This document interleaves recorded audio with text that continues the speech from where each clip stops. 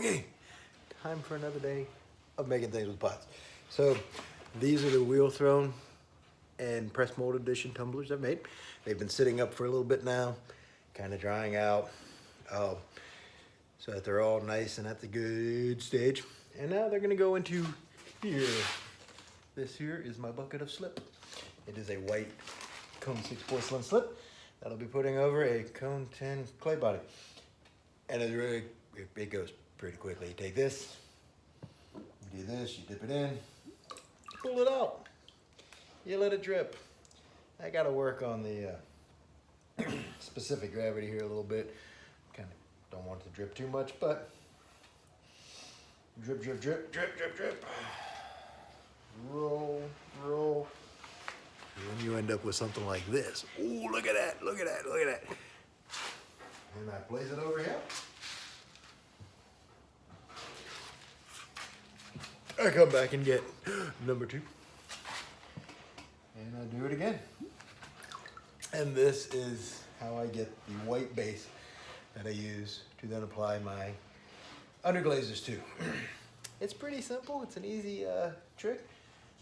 This is, like I say, it's a cone 6 porcelain clay body that I turned into a slip.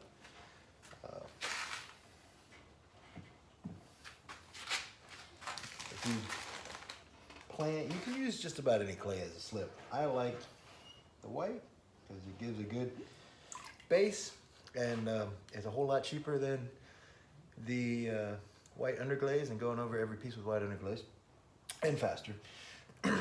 Anytime you make a slip though, you do want to test it to make sure it's going to fit to your greenware, or set it up to fit on your bisqueware without flaking. Takes a little bit of testing, not much. A couple of dips, you'll tell.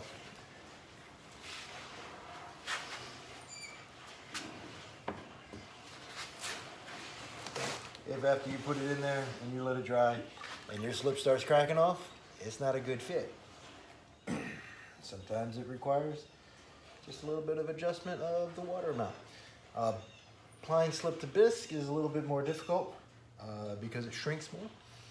And it sucks in that water and it will shrink on your pot. So it's best to apply them at leather hard or grainware stage so you don't get that. Most slips will work really well at that point.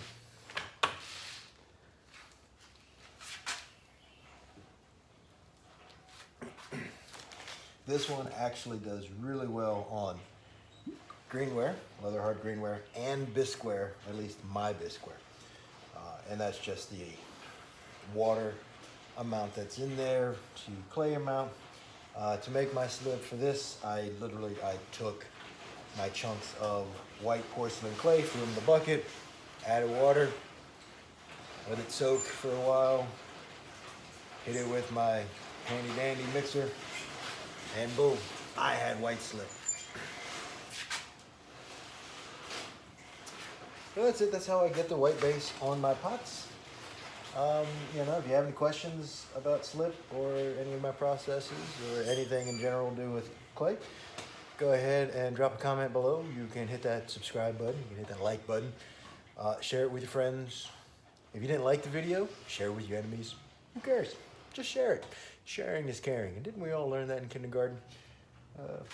Go make yourself something out of clay.